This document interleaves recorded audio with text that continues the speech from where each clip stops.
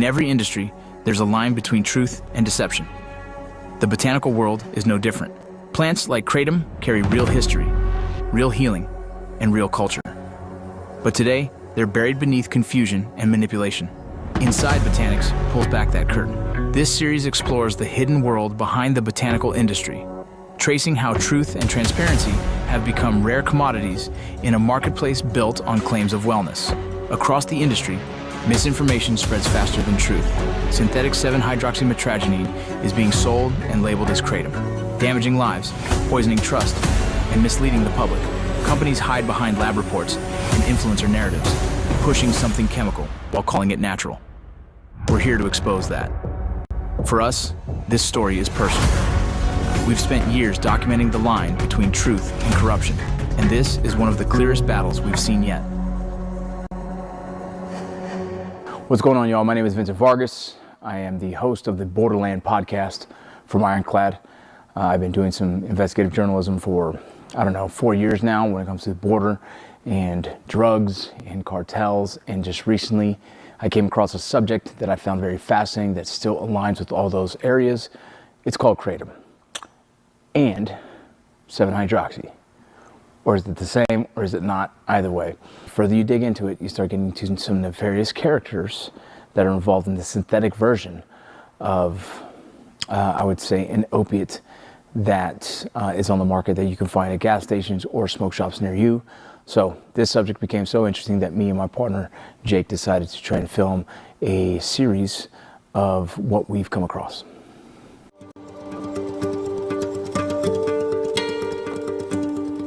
We connected with well-known kratom influencer Jordan Richard, and he shared with us some of his footage from Indonesia. One big ass leaf, dude. Bugs? Did bugs eat it? That's what this whole journey was for, right? Halfway across the world. Ever seen one in person like that? No, never.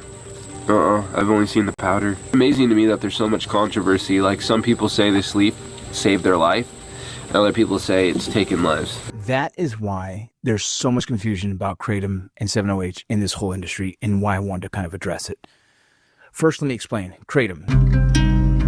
Back in the day, farmers used to chew on it for a little bit of energy. At low doses, it creates a kind of an energy effect. And at higher doses, they would be used as a sedative. And so that's natural kratom as we know it. This is where it gets interesting.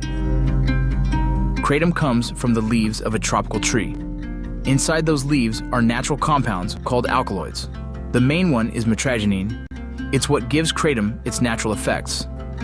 As the leaf ages, a tiny bit of metragenine turns into another compound called 7-hydroxymetragenine. These natural traces account for less than 1% of the plant's composition and have minimal effect on the body. But some people took advantage of that process. They isolated 7-hydroxymetragenine and recreated it in labs using synthetic chemicals. What they made wasn't kratom. It was a man-made opioid. This synthetic version strongly affects the brain's opioid receptors, making it highly addictive. Yet, it's being sold under the name kratom, even though it isn't kratom at all. It's a lab-made 7-hydroxymetragenine product that the plant itself could never naturally produce. These fake products mislead consumers, confuse lawmakers, and harm people. What started as a natural leaf used for energy and relief has been twisted into a synthetic drug disguised as nature. That is what's been going all over the market, and that's the confusion. People call that kratom because it's come from the same plant, but it's a synthesized version of it. Within just 2 years, the flood of concentrated 7-OH products grew into what is now estimated to be a $9 billion industry, fueled by rapid distribution, minimal oversight, and nationwide demand. An unregulated compound went from unknown to mass market. 7-hydroxymetragenine is an interesting one because a lot of companies that started with kratom have kind of evolved to making the synthetic 7-hydroxy, which now currently is in the media because the government is going to classify it as a Schedule I drug. And so now we have this interesting conversation. We have kratom companies who are making kratom that they believe is ethical, and then you have companies that are creating 7-hydroxymetragenine and what they believe is another alternative for opiates. Throughout this, we've been researching it and I guess interviewing people, and from what we have seen, it seems that 7-hydroxy is a very dangerous drug that's in the market that nefarious characters tend to help exploit those who are addicts. From what we have found, there is very little understanding among professionals when it comes to the difference between metragenine and 7-hydroxymetragenine. To learn more, we spoke with Matt Shota, co-founder of a respected clinical testing lab, to learn more about their experience when it comes to these substances. My name is Matt Shota. I'm the co-founder of Beechtree Diagnostics. Beechtree Diagnostics is a CLIA-certified, CAP-accredited clinical laboratory in Draper, Utah. They've analyzed thousands of kratom-related samples, giving them a rare data-driven view of real-world use. We've always had a philosophy of asking our clients what the needs are. And for a minute there, kratom was the substance of choice if you wanted to not test positive on a drug test.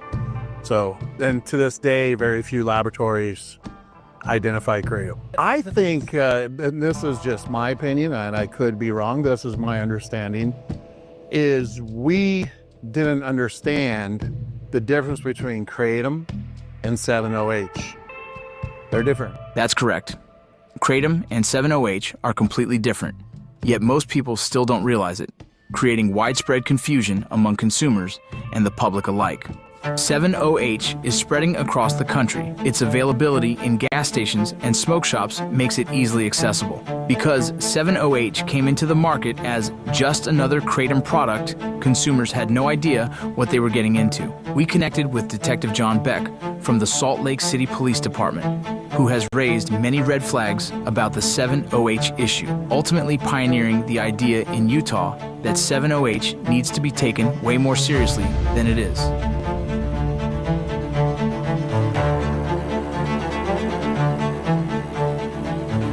So I'm Detective John Beck. I am with the Salt Lake City Police Department's Special Investigations Division. I work in our narcotics and vice team, and so we're underneath our Special Operations Division with Salt Lake City Police Department. So what got us to 7-hydroxy was that we were following these trails of money. You know, we're looking at these guys that were the owners of smoke shops, or these guys that were selling their products to smoke shops, or there were guys that were putting gambling machines in the back stores of smoke shops, or there were guys that were running and involved in human trafficking and forcing these women to work for them and branding them with their tattoos or their brand. And then we started seeing these 7-hydroxy tablets, and they became more and more common. That we were just seeing these things on the shelves, you know, like that was obviously different than its partner kratom, or what they would claim was its partner kratom. And we were noticing that the people that were coming and buying this stuff were the same people that were buying fentanyl and heroin and hard drugs off the street, but they were coming in and they're buying this product that we had very little knowledge about. And we're like, well, why would these guys care about coming in and buying something that's like a 7-hydroxy or 7-hydroxymetragenine or pseudodoxyl? Like we looked at all these tablets and we couldn't, you know, it was hard for us to figure out why these people are using it. CEO of Diversified Botanics, Ryan Nidell, invited us to attend his sales rep training to learn more about metragenine and 7-OH. There's enough studies that have come out now that at 10 milligrams of consumption of 7-hydroxy, you've triggered everything you need to become addicted. 10 milligrams, I have the studies, I will share it with you. 10 milligrams is indicative of what's required to become addicted. The way the FDA defines addiction versus habit forming, this is also important because you guys are going to face this. If a product is deemed addictive, that requires chemical intervention to stop consumption. You would need something else to be introduced to your system to stop taking a product. Kratom is not addictive. It does not require third-party intervention. There has been no study conducted that says kratom needs third-party intervention. There are studies that show 7-hydroxy is addictive. They're different. In the training, Ryan shared a video he used to educate policymakers in Washington, D.C. to illustrate the difference between mitragynine and 7-hydroxymitragynine. To consume 200 milligrams of 7-hydroxymitragynine, you'd only have to consume these 4 small press tabs. Something you could throw in your hand, throw in your mouth, be down in just a second. To consume the same amount, 200 milligrams of 7-hydroxymitragynine through natural sources, you'd have to consume 476 of these 15 milliliter bottles, a tremendous amount. But then even more, if you wanted to consume that same 200 milligrams of 7-hydroxymitragynine, you'd have to consume 9.5 kilograms of raw leaf powder. The conversation isn't around banning raw leaf powder or predictable extract. The conversation's around just how easy and quick it is to consume this much highly addictive, highly potent synthesized 7-hydroxymitragynine.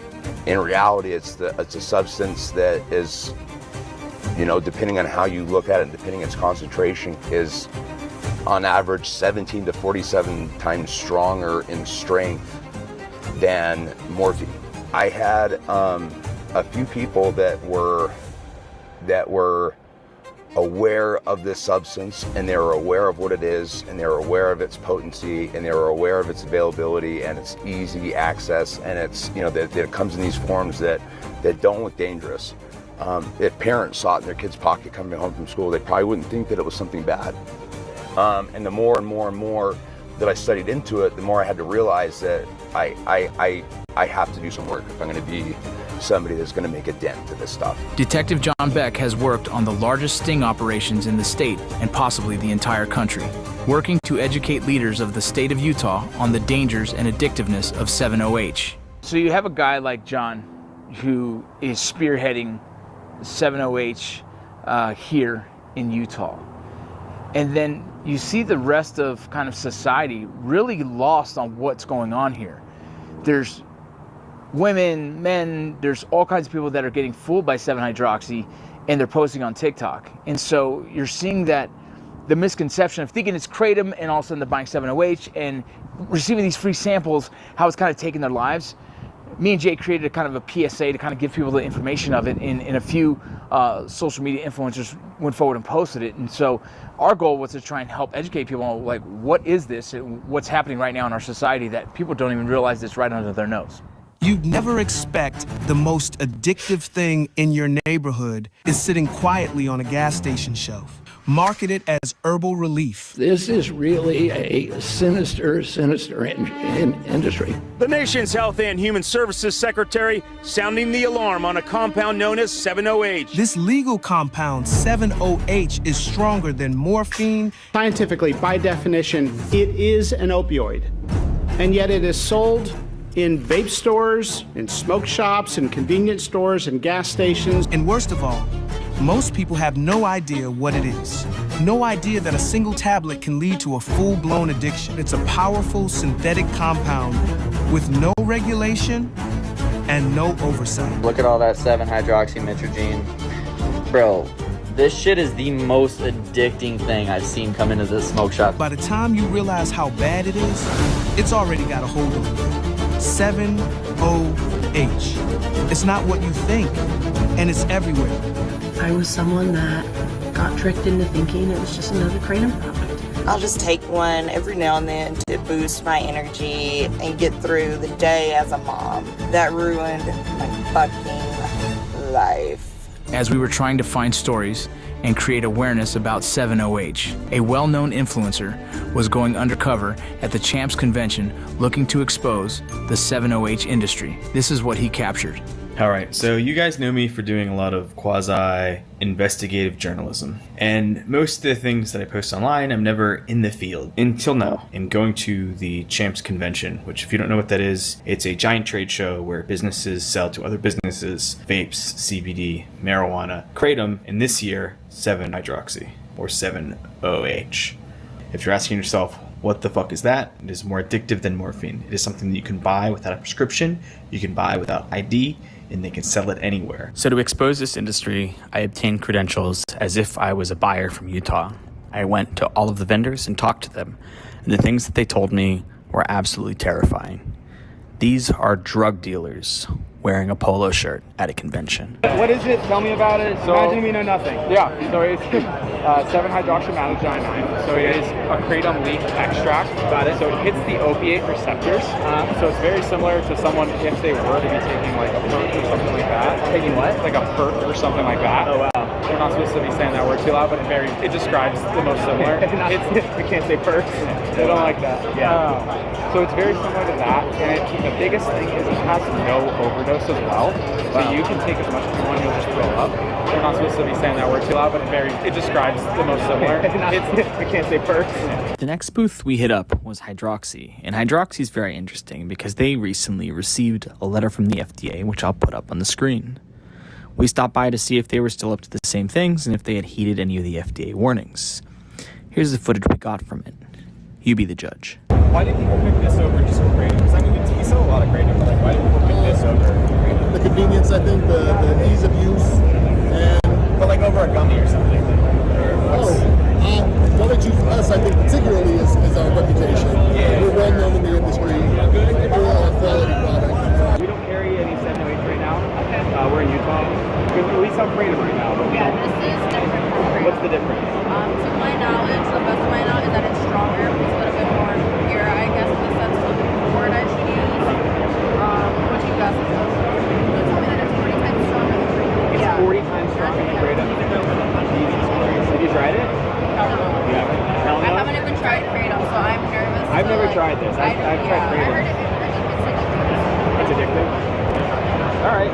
Can I get product information from you guys? Do you have a catalog, a sheet, contact info? So we just left Champs. We talked to probably 10 7-OH, 7-hydroxy companies that sold the product. And without even trying, without even asking, without even being weird about it, almost every single one of them compared it to an opiate, compared it to a Percocet, talked about people getting high, talked about addicts. They know. There was one booth, there were 2 girls in it, and I said, hey, have you used this? And they both said, hell no. It's really fucked up. It's really fucked up. They know and they do it anyway. They know and they do it anyway. That video became Goob's fastest shared video he ever posted. Less than a week after he posted it, the FDA went public about their stance on 7-OH. We owe it to the American people to act decisively, and that's what we're doing today, initiating a process to schedule 7-OH as an illicit substance. To share more, I'd like to welcome to the stage my good friend and colleague, the Commissioner of Food and Drugs, Dr. Marty McCary.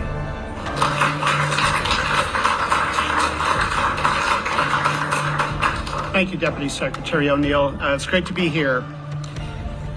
7-OH is not just like an opioid. It does not just have opioid binding properties. 7-OH binds to the mu receptor, which means scientifically, by definition, it is an opioid. And yet it is sold in vape stores, in smoke shops, in convenience stores, and gas stations that are popping up all over the United States, and nobody knows what it is. The FDA is clear about 7-OH, but states aren't. Some have moved to ban 7-OH, while others ban metragenine and kratom instead. In Florida, 7-OH is getting banned, but on the other side of the country, there's a different story unfolding. In October 2025, California health authorities seized over $5 million worth of kratom and 7-OH products in statewide raids, mistakenly conflating natural kratom with its synthetic derivative, 7-hydroxymetragenine. Just got off the phone with the California narcotics officer. We had a great conversation about kratom, and I wanted to update you guys on exactly what's going on here in California. The state of California, the health board has deemed kratom illegal. You can't sell it as a drug, obviously, you can't sell it as a supplement, and you can't sell it as a food. Department of Health has raided smoke shops, they have raided manufacturers, however, they don't really have a case. No law backing up what they're doing. So some of these smoke shops and manufacturers can actually sue the government because it's total government overreach. But what they're using as their justification is old verbiage from the Food and Drug Administration. The FDA's stance on kratom has shifted dramatically. Now it's my job and other people's job to tell the FDA, hey, you need to change your website verbiage. Their website needs to match their current stance. Their website shows their old stance. So here's the thing, I'm not sure if you guys are seeing what we're seeing, but across the nation, it's confusing. You know, the DC says 7-OH is banned. It's going to be a Schedule 1. California decides, okay, not just 7-OH, but Kratom as a whole. Boom, it's gone. And so you have every state that does its own thing. We have a law enforcement officer here that's just attacking 7-OH. And then Florida completely bans 7-OH, which then changes the sales for Chance, the guy that we're interviewing. And now he's getting Kratom sales through the wazoo now. So that's kind of the craziness of this whole space. John Ramsey of Diversified Botanics invited us to film their meeting on the FDA's stance on Kratom in California. They don't understand the difference between 7-O and Kratom. They see 7-O is in Kratom naturally after it oxidizes. And so according to them, it's all bad until we can prove to them that it's not.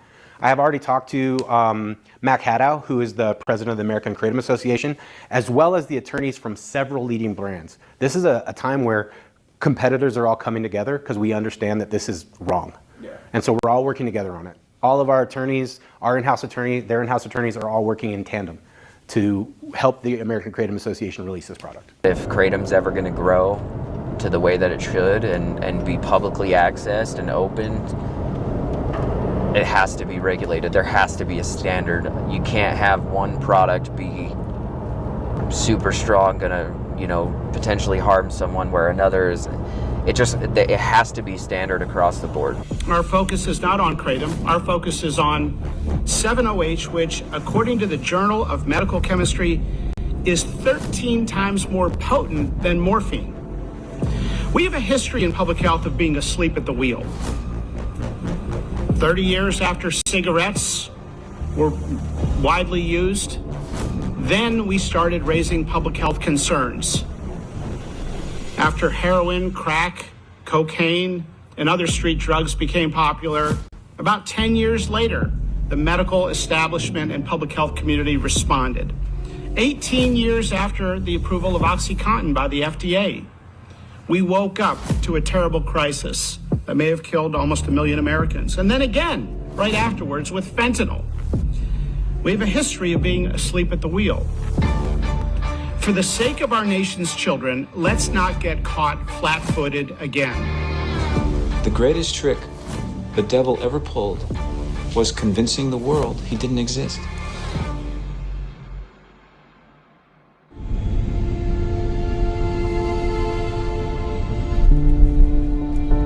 I landed here and it took me 10 minutes to find a place near your studio where I was able to find some gas station heroin. 15 milligrams of pure 7-OH. Says it's lab tested. Should we try it? Yeah, lab tested. I don't know where the lab is. You can scan that barcode and it probably comes back to some fake certificate of analysis. These are very strong and they're really great for chronic pain. Following the exposure on The Sean Ryan Show, Steve Robinson has been inundated with new leads surrounding 7-OH, and that information has now landed in our hands. I just got off the phone with Stephen Robinson. You guys might know him from the Tucker Carlson Show or Sean Ryan Show or Borderland. But he just told me that he's been given information about this subject that people in the creative industry want you to know. They want to remain anonymous, so we'll expose that information on the next episode.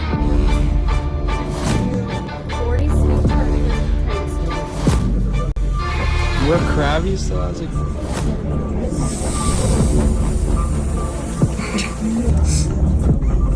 When hanging up the phone with Steve Robinson, he mentioned that after the Sean Ryan Show that his company was under a massive cyber attack.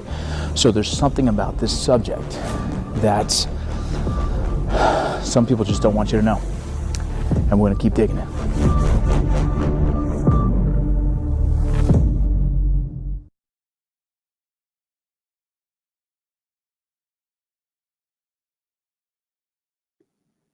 So we are being left on a cliffhanger. Oh. Oh my God. And then they snorted it. They freaking snorted it. We're about to play another video, y'all. Oh, wow.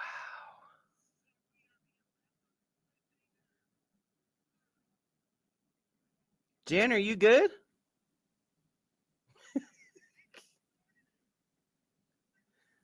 Yeah, we're about to play this Yeah, video. I totally didn't take it off mute. Oh my god. Oh my We're about god. to play this video that Mac Haddow did the other night. We were on it was actually an advocate webinar for California, but boy, did he unleash. So you 708ers, take notes. Help you with taking those notes. And I'll give you the top level kind of accounting for each of the claims that are being made by the Seven Hope Alliance and the Heart Group in order to justify 70H being on the market and claiming that 70H is actually safe and it's safer in some cases than pure leaf kratom products, which is completely unsupported by the facts. But I can tell you without question that the American Kratom Association has made every effort possible in order to have exchanges of information, and that included an invitation that we made to the Heart Group when Jeff Smith and I had a debate at the Champ Show back in July. And of course, Michelle Ross was the moderator for the Heart Group along the way, so she knows, based on the information that was shared during that time, that claims that she's making right now, in my opinion, are demonstrably false. And I think that the same is true of Jackie Subeck, with whom I've had interactions. She's participated in meetings that she was invited to participate with the American Kratom Association, and yet you still hear the same kinds of claims being made that I think, as I said, are demonstrably false. Let me start with a couple of them, and you can take your notes. First is that the Heart and Seven Hope Alliance claim that 70H is a naturally occurring alkaloid of the kratom plant. Some of the supporters there even point to the fact that the FDA that refers to 70H as an alkaloid. They do not call it a naturally occurring alkaloid of the kratom plant because scientifically, and you can check this out, there is no 70H present in the natural plant. 70H occurs after harvesting, and as the leaf starts to dry, the exposure to heat and also not being on the plant itself, being fed in a biosynthesis, it is not traditionally going through that alkaloid biosynthesization that the plant would go through. So 70H is a metabolite, or if you want to call it an alkaloid, it is not a naturally occurring alkaloid. It does not, and take the note, it does not occur naturally in the plant. As the oxidization process occurs in the drying process of those leaves, 70H is formed. That continues to be formed as the material ages and the oxidization procedure continues all the way through the finished products. And then there is some argument that it perhaps, except for extract products, where 70H is primarily removed, there's some argument that it could continue. But on studies that have been done, and I think this is the critical factor, in studies that have been done on finished products that are sold in the United States, products that were collected from consumers by Dr. Kirsten Smith at Johns Hopkins University, someone who doesn't believe that 708 should be scheduled, who is an advocate for 708 not to be scheduled. She collected these commercially available kratom products. She sent them to the University of Florida. Dr. McCurdy tested them, and they found that not a single product of 340 plus commercially available products contained any detectable amount of 708. Now you contrast that to a synthesized or a chemically a catalyst that's used in order to enhance 7OH, then you compare the two of them and what the 7OH content are. So that's the first note that you should take, that it is completely inaccurate for anyone to say that 7OH is a naturally occurring alkaloid of the kratom plant. And anytime you hear Jackie say that, or you hear Michelle say that, you should be able to say, well, that's simply not scientifically valid. And they know it, by the way. They absolutely know it, and yet they continue to persist in that nonsense. The 7OH people claim correctly that 7OH is not fentanyl. It's not. It is not heroin. It's not. But the reason they're saying that, is because it's being compared to the effects of those kinds of opioids, and that's done by the FDA commissioner. And so they can argue all day long that they're not fentanyl, they're not heroin, but they have the same effects as those products do. And I think that that's important. They claim, the 7-OH and the Heart Group claims that 7-OH is really a very safe partial opioid receptor agonist, meaning that it offers relief without triggering the deadly side effects associated with traditional opioids. Now, this is important. 7-OH is not a simple partial agonist at the mu-opioid receptors. It is not, and that's been scientifically proven. You can look at the Krugel study that was done in 2016, which looks specifically at the levels of which 7-hydroxymetrogene occurred and what their effects are. And his conclusion, and we're glad to send you the references, was that 7-OH exhibits high affinity mu-opioid receptor agonism and substantial B-arrestin recruitment. That's not kratom. That's not natural leaf kratom. That is a catalyzed, synthetically created product. It is distinguished from pharmacologically from partial agonists, and it places it in Dr. Krugel's estimation, based on his research into the classical opioids in overdose relevant signaling pathways. His words, not mine. And I don't know how Jackie or Michelle are going to answer that for you, because that's science. And instead of they're just blathering on about how, oh, this isn't the same thing and it's all safe, it is not. And you can look at that at the Tia study in 2020. His conclusion was that 7-OH demonstrates actually as a high potency mu-opioid agonist with significant B-arrestin recruitment, a pathway strongly associated with respiratory suppression and overdose in classical opioids.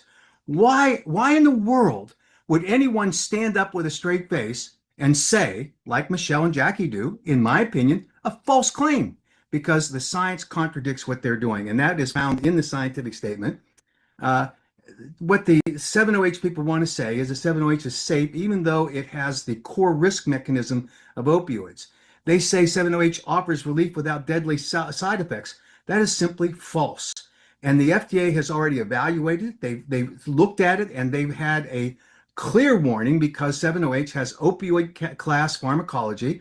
It can cause respiratory depression. It may lead to addiction and overdose. Has an unknown safe dose threshold. Is being marketed in high potency forms that do not exist in nature. It is not a natural product. So put that down on your notes. It is interesting that in testimony before the Michigan House of Representatives subcommittee that evaluated the Kratom Consumer Protection Act, Dr. Ed Boyer, whom I have immense respect for, as I do for Dr. Smith.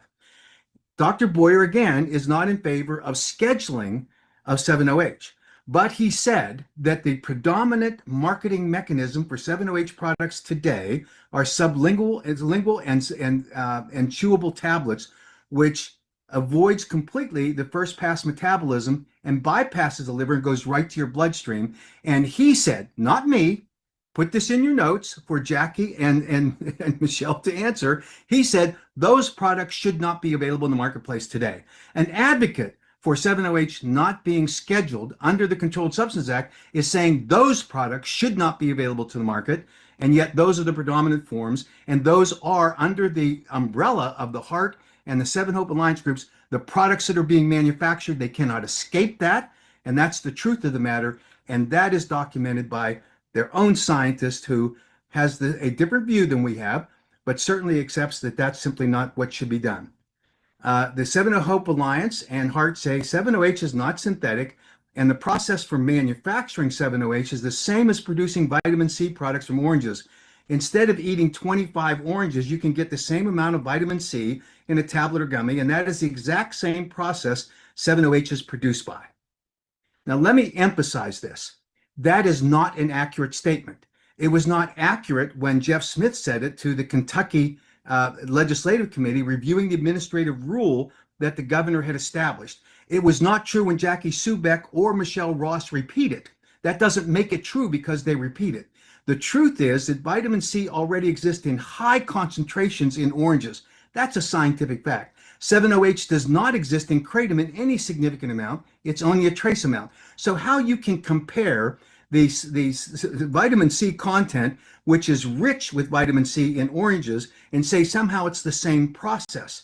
Natural kratom leaves contain only trace amounts of 7-OH, produced only after leaf is harvested through oxidation, and you could eat 100 pounds of fresh kratom leaves and still never consume the amount of 7-OH that's found in a single modern 7-OH tablet or gummy.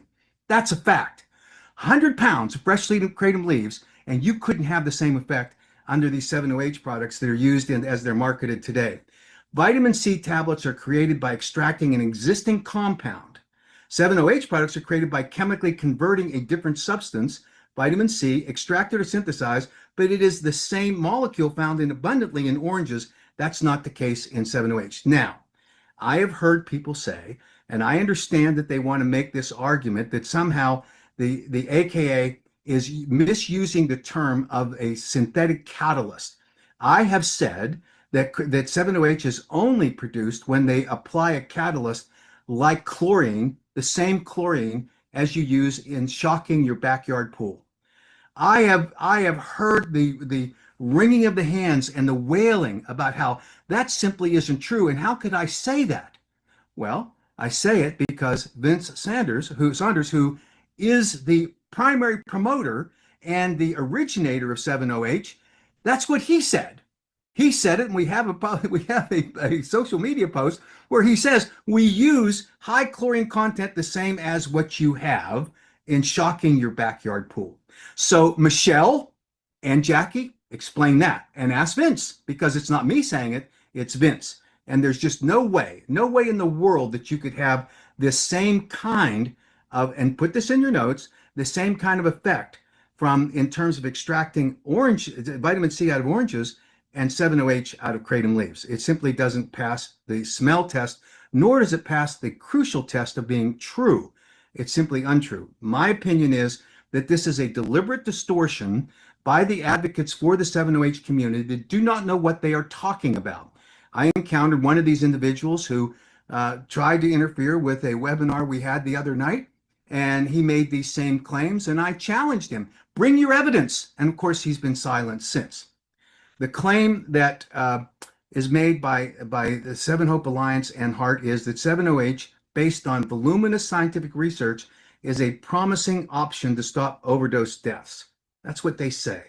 Now, the truth is, there is no credible scientific evidence or research publicly available to support what is a false claim.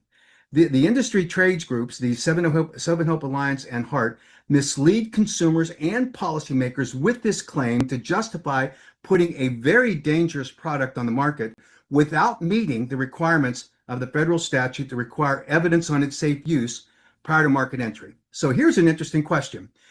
When I say that the 7-OH products, when they entered the market in September of 2023, did not have the required science that the federal law establishes as a threshold, having evidence and data supporting its safe use under the conditions of use, which means labeling, serving sizes. When I say that, I get castigated by the 7-OH advocates. Look on all the chat boards. Look at what is being said by Michelle and Jackie, and they say that I'm not telling the truth. Well, you don't have to look to anyone. Don't have to look to me. You can look to the chief scientific officer who addressed this question in January of this year at an AKA Leadership Summit in Miami, Florida, when asked the question, and this is the chief scientist for the Heart Group.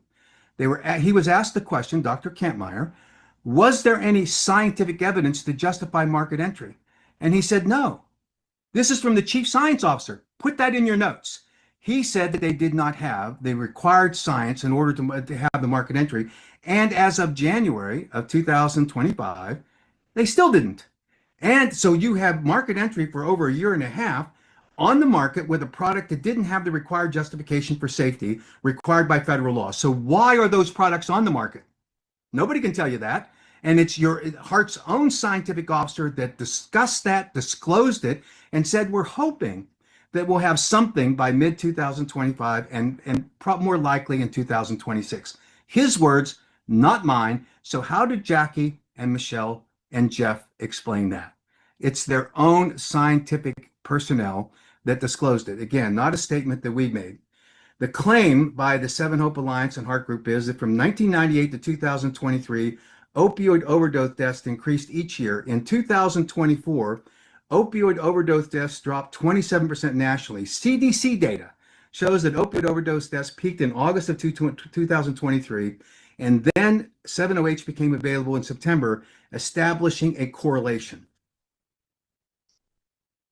I don't even know what to say.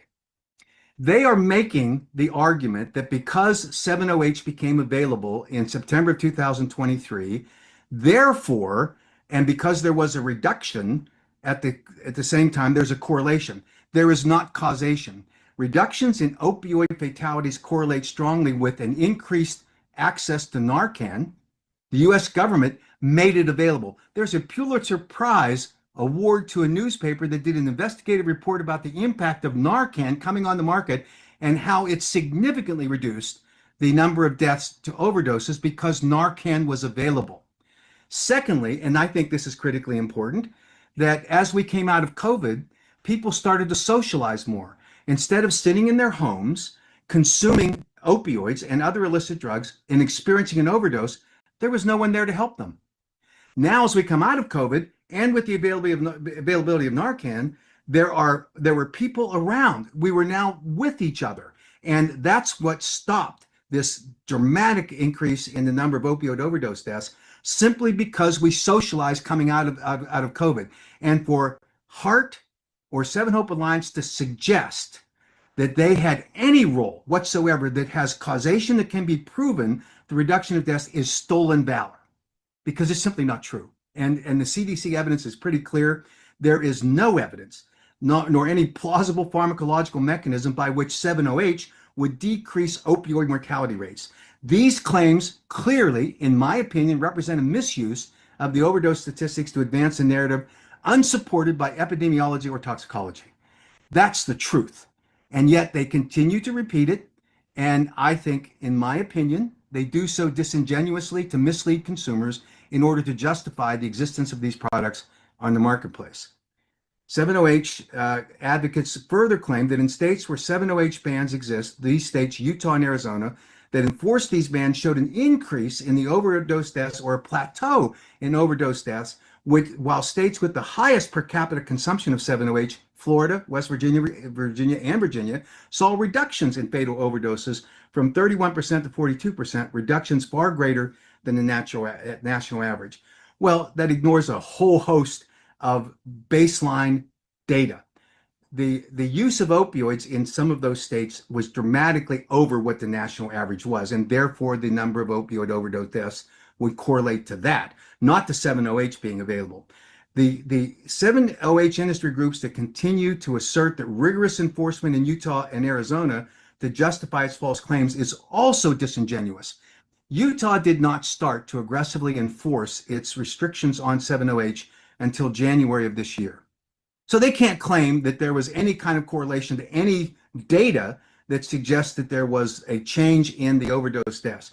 The truth is that in that Q1 of 2025, no significant enforcement until then. And in Arizona, there has been not to this date until just last week when the Attorney General finally said, we're going to start clamping down on these people. There's been no enforcement of 7-OH provisions in the Arizona KCPA, and that was largely because of the confusion among local law enforcement officers on how to identify those products. So for those taking notes, here it is. There is no credible source that identifies Florida, West Virginia, and Virginia as having the highest per capita 7-OH consumption.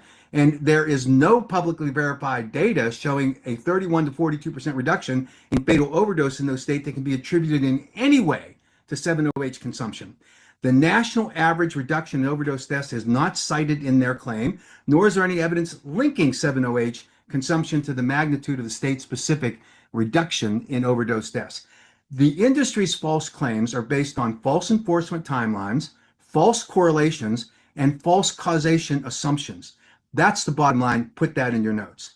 The claim is that the FDA data shows that after 1 billion servings, there are only 47 adverse events listed in the FDA database for 7-OH, 1 in 21 million, including things like irritability and a euphoric mood. There are only 5 deaths in the FDA adverse event database where 7-OH was present in the toxicology report, and all of those involved polydrug use, not a single case attributed to 7-OH alone. If you look at the NIDA website and at the FDA website, both openly acknowledge that kratom deaths are rare. And when they do occur, it's because of polydrug use or adulterated products. Adulterated products. Would you consider 7-OH purified, isolated, concentrated to be an adulterated product? The FDA does. And so if you look at the reporting systems that are available to us, when there was no distinction being made over the past 2.5 years between 7-OH and kratom, and in some cases still not being done today with medical examiners and coroners, only recently being done by the poison control centers, I think that you can look at this data and you can say there's a real question. But these claims are being made by Seven Hope Alliance and by Hart, Jeff Smith, by Jackie Subik, and by Michelle Ross. And they're using FAERS database. And in order to gather that information, they had to sign on to the FAERS database. So please put this in your note taking. The disclaimer on the FAERS database says, reports may contain incomplete, inaccurate, untimely, and or unverified information. The FDA warns specifically about the limitations on the use of this data, exactly as Hart and Seven Hope Alliance have done. It is astounding that they'll sit and testify before the legislative committees and make these claims without disclosing what these disclaimers are that are on the FAERS database. They are misappropriating this data for their own purposes when in fact they cannot escape that the misuse of this data that requires every visitor to check the box, so they can't say that they haven't done it. And that disclaimer says, I have read and understand the disclaimer, after which the visitor to that site is required to accept the disclaimer prior to getting into the data in the first place. So how in the world can they sit here with a straight face and say these kind of things? Please put that in your notes and ask them how they're able to do that. The claim is that the most common adverse event reported on consumer surveys from using 7-OH is gastrointestinal discomfort.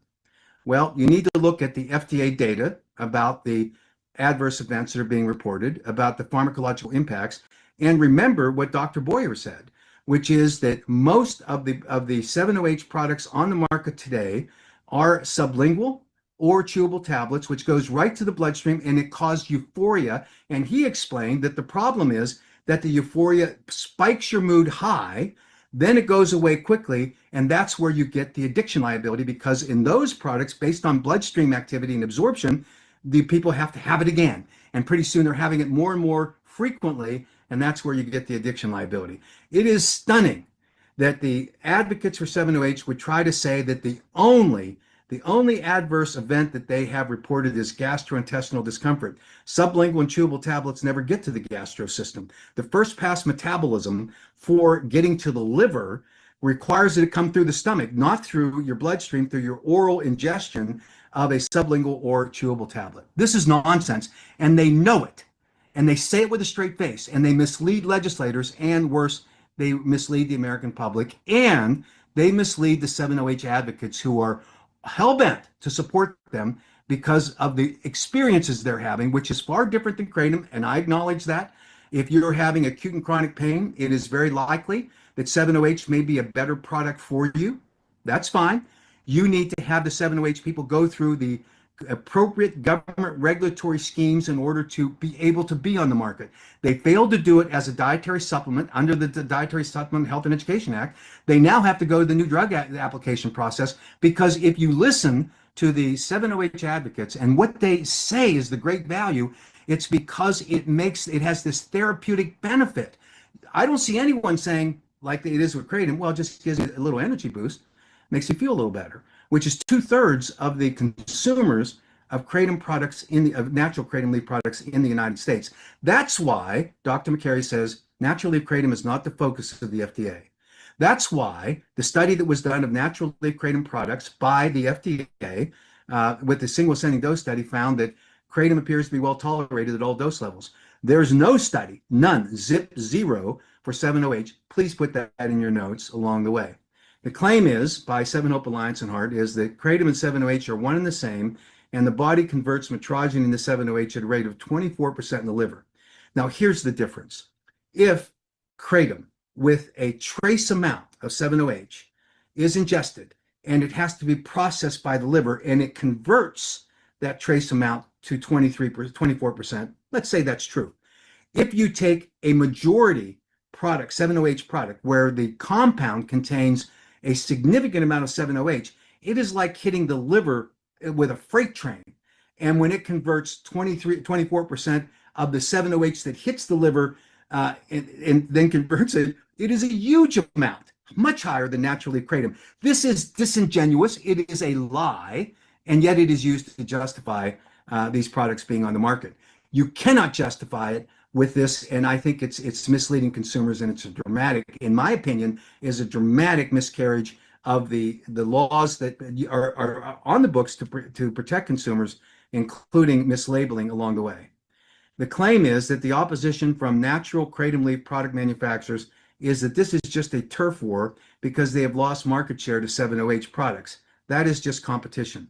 Well, the facts are, please write this down for your notes, the American Kratom Association advocated for state regulations on the safe content of 7-OH labels in our Kratom Consumer Protection Acts since 2019. The first time a 7-OH product came on the market was September of 2023. So what in the world has that got to do with market entry or turf war? We clearly had identified the threat that 7-OH provides, and it is, again, in my opinion, a flat out misrepresentation or lie being sold by the 7-OH manufacturers. So please put that in your notes, because we know that the naturally occurring levels of 7-OH that we identified at not greater than 2% of the overall fraction of the alkaloids in the plant, those are trace amounts. FDA recognizes it. That's not what the kratom product or 7-OH products are today.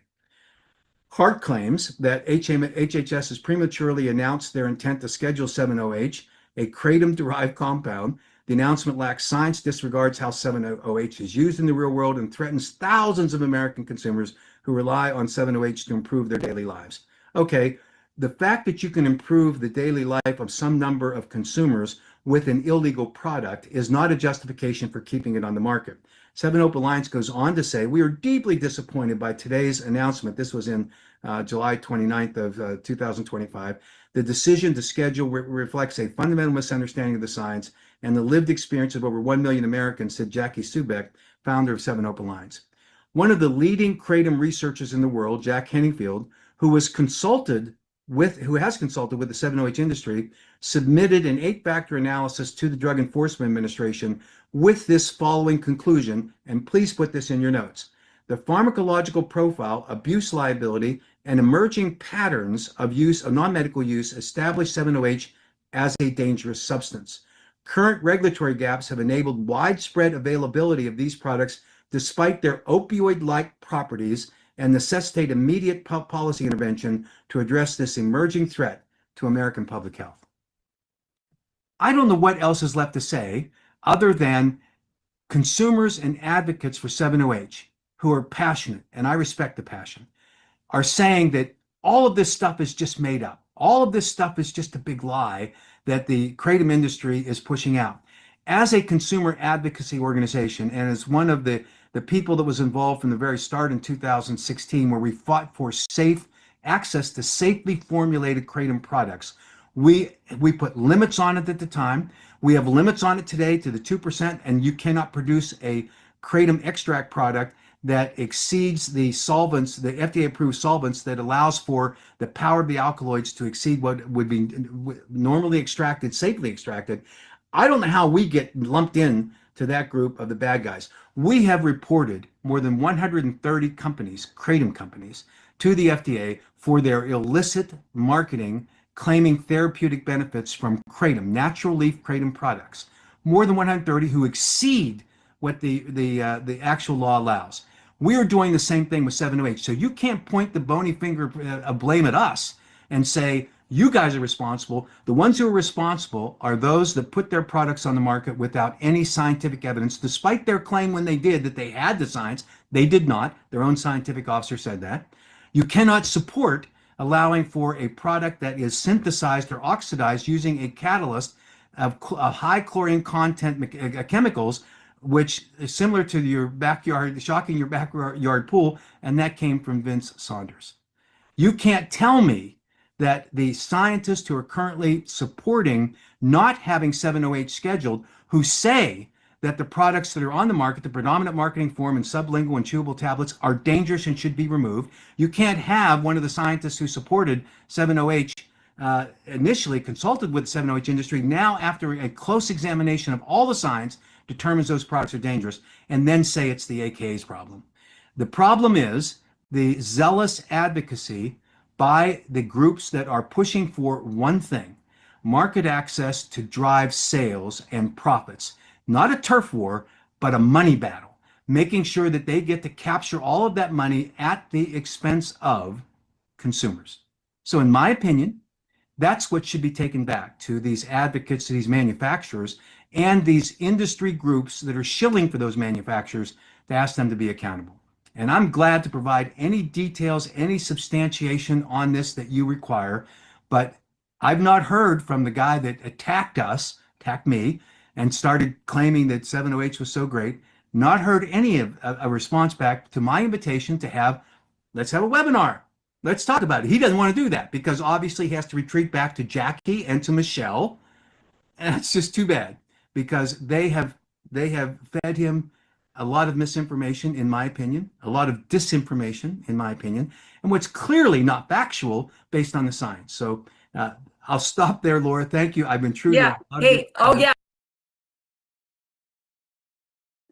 All right, sorry. There you have it. There you have it, folks. 7OHers, take notes. Take notes. Steph, you barely made it. Like we were actually just finishing up, but I would go back and watch it. It's really good. Yes, the freaking the hidden. What was it called? Hidden dangers of 7OH, the hidden danger exposed. Yes, and it's episode 1, so there's going to be more parts coming, and it leaves you on a freaking cliffhanger. Yeah, it's really good. Man. But yeah, we were just watching the Mac kind of made like a to set the record straight on, you know, all the claims 7OH has been making and you know, backed up the science and the reasoning on our point of view. All that jazz. All that jazz. There you go. Yep. What in the world? I always have the weirdest, what do you call it? Recommended videos. I'm like, like just out of the blue. I've never even clicked on. You know how it's like, do you like this recommendation? I'm usually right. Like, nope. Oh, anyway, well, I think that was really good. I really enjoyed watching that. The Hidden Dangers Exposed. I can't wait for the next one. It leaves you like, if I didn't have fake fingernails, I'd be biting my nails because I want to know what's next. I'm biting them for you. It almost alludes to like Russian mafia or something like that. Yeah. That's insane. It is. I mean, because when we watched that interview with Steve Robertson on the Sean Ryan show, that's pretty much what he went in talking about. Yeah. And I mean, these are people that are, you know, they have experience going down the rabbit hole. You know what I'm saying? Like they're investigative people. So it'll be interesting to see what they learn. Man. It really will. Okay, so yeah, I mean, if you missed this episode, just rewatch it when we're done and you'll see what we're talking about. It was just jaw-dropping, like, God. And I'm going to put the link to the original video, too, in the description. Yep, I will, too. Yeah. But anyway, all right, well, thank you, everybody, for coming, and we'll see y'all next time. Yep, see you next time. Hit subscribe or hit the notification bell because we never planned these live streams. So hit the notification bell so you'll know when we're live next time on my account and Jen's account. Hit that notification bell. Don't Yep. Hit that like and subscribe. All right. Everybody have a good day. Bye, everybody.